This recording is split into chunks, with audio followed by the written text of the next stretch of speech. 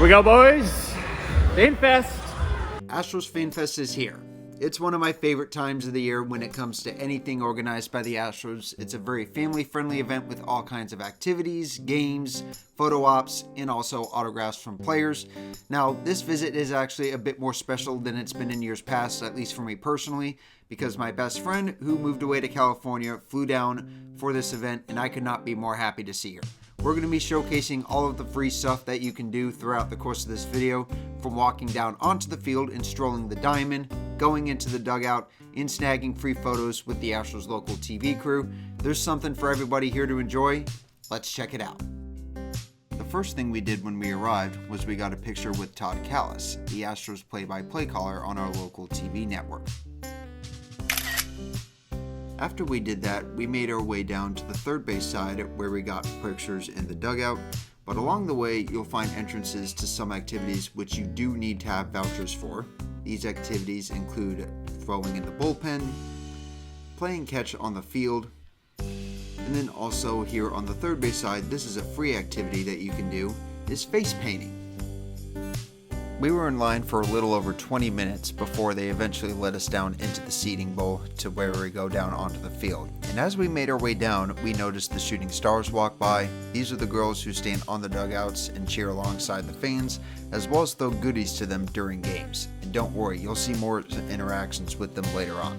We also saw Julia Morales, the Astros sideline reporter, having wrapped up an interview with Astros pitcher Hunter Brown.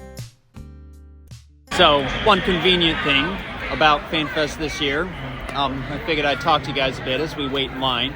But one nice thing about FanFest this year is that, unlike last year when it was like 30 degrees outside, it's actually really nice this year, and it's actually instead in the mid-50s. I mean, meanwhile, as you can see, I'm still wearing sweatpants, but I mean, there's nothing wrong with that, I guess. I mean, some people are still wearing jackets because, I won't lie, it's a little freezing in here.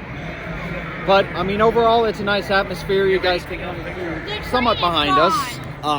And also in front of us, there are propane heaters and stuff all around. That is one thing that is sad to see, that the train is not there.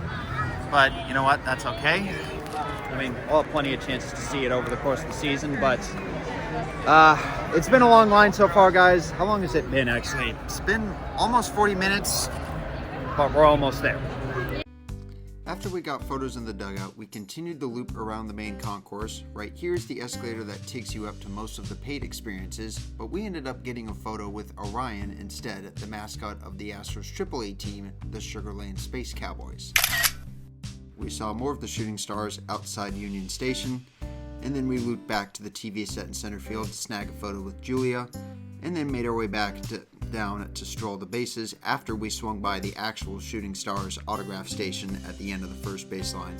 But strolling the bases is another free activity that you can do, and you can also get away with waiting until later in the day to do it, seeing that the line to enter it was non-existent for us when we arrived. Oh my gosh, man. Now that was fun. As you can see, that's going to leave quite a mark. We circled back to the TV set in hopes that Jeff Plummer would be there, but he was not, and so we decided to kill some more time by looking around in the Astros team store. Sammy found a stuffed Grogu plush, and given her obsession of Star Wars and the Astros, you know she had to get that.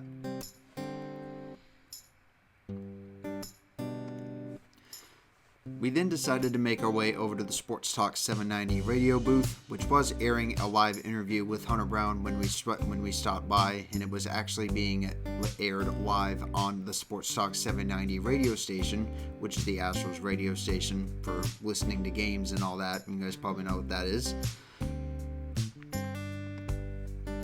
But here's what it was like. Adam Wexler and his partner here were conducting that live interview with Hunter Brown. Basically, in a nutshell, they were trying to interview him on what his mindset was going to be like heading into this new season. And I thought it was kind of neat. Because basically what he was saying was if you could kind of go in with just the same mindset at each start, like you're going to have your bad starts, you're going to have your mediocre starts, and of course your good starts. You even might have some of those starts, whereas in like you just want to hope that didn't even happen, if you know what I mean. So that was kind of neat to see. Alrighty, guys. Well, there you have it. That was our experience at Astros Fanfest 2025. And not going to lie, I had a fun time. Way much better time than we did last year where we didn't do much stuff.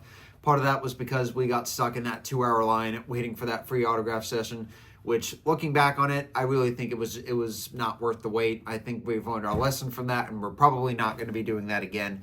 And instead, we're just going to be going around and do other free stuff. I thought that the lines for everything were just going to be super long, and to my surprise, they really weren't. The longest line that we got stuck in, I timed each one, was 45 minutes, and that was just the very first activity we did, and that was getting photos down in the dugout. Now, of course, it did not come without the fact that that line was pretty much long throughout the entire day. So, I mean, it's a good thing we did get that done early.